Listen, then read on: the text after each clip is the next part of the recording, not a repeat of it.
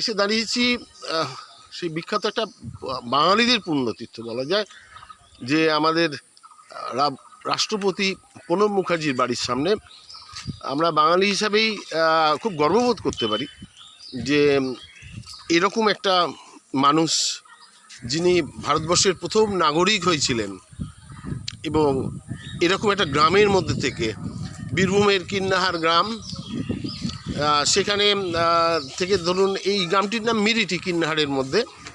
এখানে বুড়োরা এসছি, কিন্তু মজার কথা হচ্ছে সেটা হচ্ছে যে বাড়িটার বেশ কিছু অংশ এখনও অবিকৃত এরকম প্রাচীন রাখা আছে। দেখতে পাচ্ছেন টিনের চাল, সেই আটচালা, আর এই সেই বারান্দা, ঠাকুর দালান, যেখানে বসে উনি দিনের পর দিন এই পুজোর সময় মূলত এখানে আসতেন, চণ্ডীপাঠ করতেন।